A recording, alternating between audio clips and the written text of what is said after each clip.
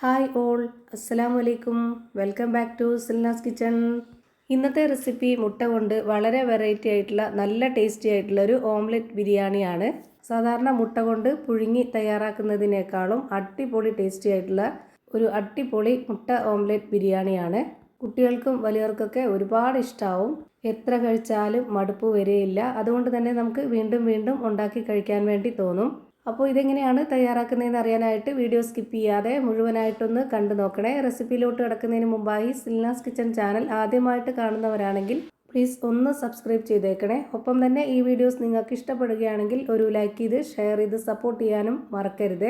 ആദ്യം തന്നെ റൈസ് തയ്യാറാക്കി എടുക്കുവാണ്. അതിനായിട്ട് സ്റ്റവിലേക്ക് ഒരു കുക്കർ വെച്ച് കൊടുത്തിട്ടുണ്ട്. അതിലേക്കൊരു 3 ടേബിൾ സ്പൂൺ അളവിൽ നെയ്യ് ഒഴിച്ചു കൊടുത്തിട്ടുണ്ട്. പിന്നെ അതിലേക്ക് കുറച്ച് ഓയിലും കൂടെ ഒഴിച്ചു കൊടുക്കാം. ഒരു 3-4 ടേബിൾ സ്പൂൺ അളവിലുള്ള ഓയിലാണ് ഞാനിപ്പോൾ ഒഴിച്ചു കൊടുത്തിട്ടുള്ളത്. ഇനി ഇതിലേക്ക് ഒരു 8 അല്ലി വെളുത്തുള്ളി ഇട്ട് കൊടുക്കുന്നുണ്ട്.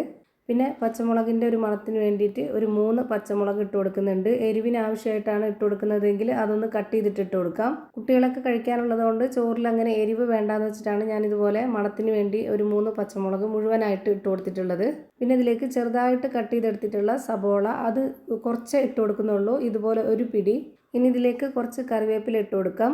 ഇനി ഇതിലേക്കൊരു 3 കഷ്ണം പട്ട, 5-6 ഗ്രാമ്പു, അതുപോലെ തന്നെ 4 ഏലക്ക, കുറച്ച് പച്ച കുരുമുളകും അതുപോലെ തന്നെ കുറച്ച് ഉണക്ക കുരുമുളകും ഇതിലേക്ക് ഇട്ട് കൊടുക്കുന്നുണ്ട്. ഇതെല്ലാം കൂടി ഒന്ന് ഇളക്കി കൊടുക്കാം. എന്നിട്ട് 1-2 മിനിറ്റ് നേരം ഒന്ന് വെന്ത് വരട്ടെ.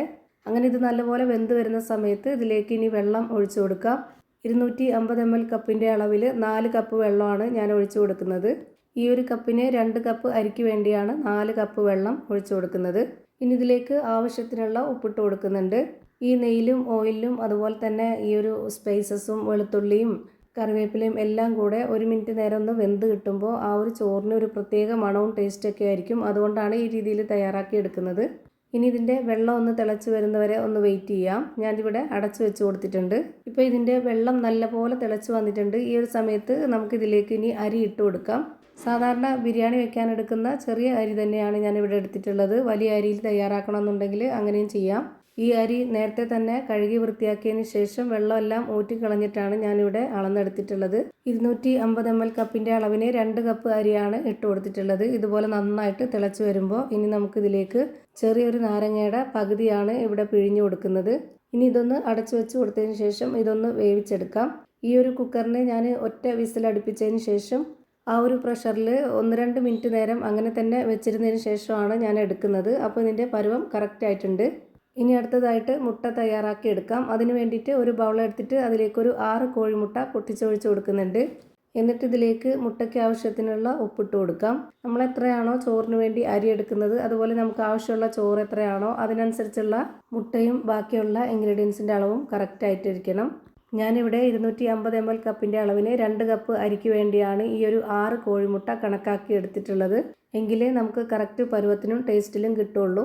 ഞാനിവിടെ ഈ ഒരു മുട്ടയിലേക്ക് ആവശ്യത്തിനുള്ള ഉപ്പും 1/4 സ്പൂൺ അളവിലുള്ള മുളക് പൊടിയും കുറച്ച് മല്ലിയിലയും അതുപോലെ തന്നെ ചെറുതായി കട്ട് ചെയ്തെടുത്തിട്ടുള്ള സവോളയും ഇതിലേക്ക് ഇട്ട് കൊടുത്തിട്ട് നന്നായിട്ടൊന്ന് ഇളക്കി കൊടുക്കുന്നുണ്ട്. ഇനി നമുക്കിതൊന്ന് പൊരിച്ചെടുക്കണം. ഒരുപാട് കട്ടിയായിട്ടല്ല, നല്ല കട്ടി കുറഞ്ഞിട്ടുമല്ല, ഒരു മീഡിയം പരുവത്തിലാണ് ഇതിനെ പൊരിച്ചെടുക്കുന്നത്. അതിനായിട്ട് സ്റ്റവിലേക്ക് ഒരു പാൻ വെച്ച് കൊടുത്തതിന് ശേഷം അതിലേക്ക് കുറച്ച് ഓയിൽ ഒഴിച്ചു കൊടുത്തിട്ടുണ്ട്. ഓയിലൊന്ന് പാനിൽ ചുറ്റിച്ചെടുത്ത ശേഷം ഒരു പകുതി മിക്സ് ഇതിലേക്ക് ഒഴിച്ചു കൊടുക്കാം. ഈ ഒരു മിക്സിൻ്റെ നേർപകുതി ഇതിലേക്ക് ഒഴിച്ചു കൊടുത്തിട്ടുണ്ട്. 2 പ്രാവശ്യമായിട്ടാണ് ഇത് ഫ്രൈ ചെയ്തെടുക്കുന്നത്. ഇതിനി കരിഞ്ഞു പോകാനും പാടില്ല. ലോ ഫ്ലെയിമിൽ ഇട്ട് കൊടുത്തതിന് ശേഷം അങ്ങനെ തന്നെ വേവിച്ചെടുക്കുക. ഇപ്പോൾ അതിൻ്റെ ഒരു സൈഡ് വെന്ത് കിട്ടിയിട്ടുണ്ട്. ഇനി ഒന്ന് തിരിച്ചിട്ട് കൊടുക്കാം. ഒരു 30 സെക്കൻഡോളം ആ ഒരു ഭാഗം ഒന്ന് വേവിച്ചെടുത്തതിന് ശേഷം ഇതുപോലെ നമുക്കൊന്ന് കട്ട് ചെയ്തിട്ടെടുക്കാം, ചെറിയ ചെറിയ പീസുകളാക്കിയിട്ട്. ഇതേപോലെ തന്നെ ബാക്കിയുള്ള ആ ഒരു മുട്ടയും കൂടെ ഫ്രൈ ചെയ്തെടുത്തതിന് ശേഷം ഇതുപോലെ ഒന്ന് കട്ട് ചെയ്ത് മാറ്റണം. ഞാനിപ്പോൾ ഇവിടെ ഇതുപോലെ കട്ട് ചെയ്തെടുത്തതിന് ശേഷം അത് പ്ലേറ്റിലേക്ക് മാറ്റുന്നുണ്ട്. സാധാരണ നമ്മൾ മുട്ട ബിരിയാണി തയ്യാറാക്കുമ്പോൾ മുട്ട പുഴുങ്ങിയതിന് ശേഷം നമ്മൾ മസാലയൊക്കെ ഇട്ടിട്ട് തയ്യാറാക്കി എടുക്കുന്നതിനേക്കാളും ഭയങ്കര ടേസ്റ്റാണ് ഈ ഒരു രീതിയിൽ ചെയ്തെടുക്കുമ്പോൾ.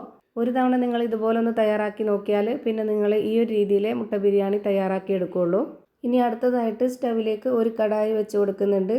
അതൊന്ന് ചൂടായിട്ട് വരുമ്പോൾ അതിലേക്ക് കുറച്ച് ഓയിൽ ഒഴിച്ച് കൊടുക്കുന്നുണ്ട്. ഇനി അതിലേക്ക് ഇട്ട് കൊടുക്കുന്നത് ഒരു 2 സബോള ചെറുതായിട്ട് കട്ട് ചെയ്തെടുത്തിട്ടുള്ളത് മുഴുവനായിട്ടും ഇതിലേക്ക് ഇട്ട് കൊടുക്കുന്നുണ്ട്. പിന്നെ ഇതിലേക്ക് നന്നായി പഴുത്ത ഒരു തക്കാളി ഇതിലേക്ക് ഇട്ട് കൊടുക്കാം. ഇനി ഇതിലേക്ക് വെളുത്തുള്ളി ഇഞ്ചി ചതച്ചതാണ് 1 സ്പൂൺ അളവിൽ ഇട്ട് കൊടുക്കുന്നത്. പിന്നെ ആവശ്യത്തിനുള്ള ഉപ്പിട്ട് കൊടുക്കുന്നുണ്ട്. ഈ ഒരു മുട്ട ബിരിയാണിക്ക് നമ്മൾ സബോളയും തക്കാളിയും എടുക്കുമ്പോൾ ഇതുപോലെ നന്നായിട്ട് പൊടിയായിട്ട് അരിഞ്ഞെടുക്കണം. എന്നിട്ടുണ്ടാക്കുന്ന ആ ഒരു മസാലക്കൂട്ടിന് ഒരു പ്രത്യേക ടേസ്റ്റാണ്. പെട്ടെന്ന് വെന്ത് കുഴഞ്ഞു വരാനായിട്ടാണ് ഞാനിതിലേക്ക് നേരത്തെ തന്നെ ഉപ്പിട്ട് കൊടുത്തിട്ടുള്ളത്. ഒരു 2 മിനിറ്റ് ഇങ്ങനെ വേവിച്ചെടുത്തതിന് ശേഷം ഇതിലേക്ക് ഇനി പൊടികൾ ഇട്ട് കൊടുക്കാം. ഇതേപോലെ ഒരു സ്പൂൺ അളവിലാണ് പൊടികൾ ഇട്ട് കൊടുക്കുന്നത്. ഈ ഒരു സ്പൂണിൽ 2 സ്പൂൺ അളവിൽ മുളക് പൊടി ഇട്ട് കൊടുത്തു. അതുപോലെ ഒരു 1/4 സ്പൂൺ അളവിൽ മഞ്ഞൾപ്പൊടി, പെരിഞ്ജീരകപ്പൊടി, ഗരം മസാലപ്പൊടി. നേരത്തെ തന്നെ ഉള്ളിൽ ആവശ്യത്തിന് ഉപ്പിട്ട് കൊടുത്തതുകൊണ്ട് ഇനി ഇട്ട് കൊടുക്കുന്നില്ല. ഇനി ഇത് നന്നായിട്ടൊന്ന് ഇളക്കി കൊടുത്തതിന് ശേഷം ഈ ഒരു പൊടികളുടെ പച്ചമണം മാറി കിട്ടാനായിട്ട് 1 മിനിറ്റ് നേരം ഇതൊന്ന് അടച്ചു വെച്ചിട്ട് വേവിച്ചെടുക്കാം. അങ്ങനെ 1 മിനിറ്റ് നേരം ഈ ഒരു പൊടികളുടെയൊക്കെ മണം മാറുന്നവരേക്കും വേവിച്ചെടുത്തതിന് ശേഷം ഇതിലേക്ക് ഇട്ട് കൊടുക്കുന്നത് ക്യാരറ്റാണ്. ഗ്രേറ്റ് ചെയ്തെടുത്തിട്ടുള്ള ക്യാരറ്റാണ് ഇട്ട് കൊടുക്കുന്നത്. വളരെ കുറച്ചാണ് ഇട്ട് കൊടുക്കുന്നത്. ഇതിൻ്റെ അളവൊക്കെ നിങ്ങൾക്ക് കാണുമ്പോൾ തന്നെ മനസ്സിലാവുന്നുണ്ടാവും. അതുപോലെ തന്നെ പച്ച ഗ്രീൻ പീസ് വെള്ളത്തിലിട്ട് കുതിർത്തതിന് ശേഷം അതും കൂടെ ഇട്ട് കൊടുക്കുന്നുണ്ട്. പിന്നെ ഇതിലേക്ക് ഗ്രേറ്റ് ചെയ്തെടുത്തിട്ടുള്ള ഉരുളക്കിഴങ്ങും കുറച്ച് കറിവേപ്പിലയും മല്ലിയിലയും കൂടെ ഇട്ട് കൊടുക്കുന്നുണ്ട്.